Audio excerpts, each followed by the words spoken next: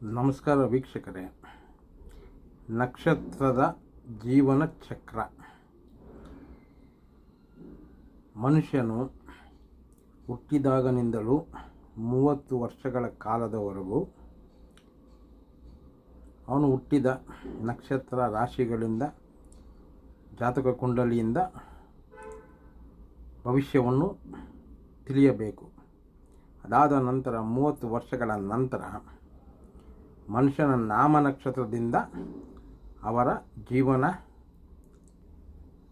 ನಡತೆಯನ್ನು, ಅವರಿಗೆ ಬರುವ ತೊಂದರೆಗಳು, ಆಗುಹೋಗುಗಳು ತಿಳಿದುಕೊಳ್ಳಬೇಕು. ನನ್ನ ಯೂಟ್ಯೂಬ್ ಚಾನಲ್ಗೆ ನಿಮಗೆ ಸ್ವಾಗತ. D2D ಮುನಿ ನನ್ನ ಚಾನಲ್ ಆಗಿದ್ದು, ನನ್ನ ಚಾನಲನ್ನು ಸಬ್ಸ್ಕ್ರೈಬ್ ಮಾಡಿ, ಬೆಲ್ ಬಟನ್ ಒತ್ತಿ, ಶೇರ್ ಮಾಡಿ. ದಯವಿಟ್ಟು ಇದನ್ನು ತಿಳಿದುಕೊಳ್ಳಿ.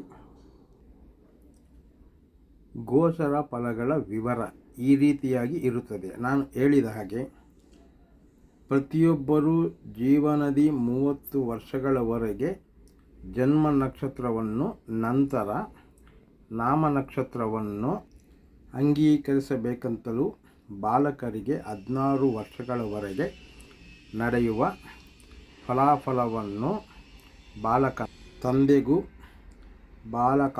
ಕಾಮಣಿಗಳು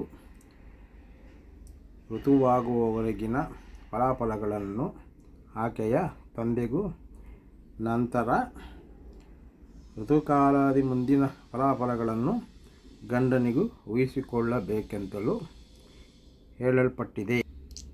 30 ವರ್ಷಗಳು ಕಳೆದ ನಂತರ ಸರ್ವರಿಗೂ ನಾಮ ನಕ್ಷತ್ರವೇ ಮುಖ್ಯವಾಗಿರುವುದೆಂದು ತಿಳಿಯುವುದು.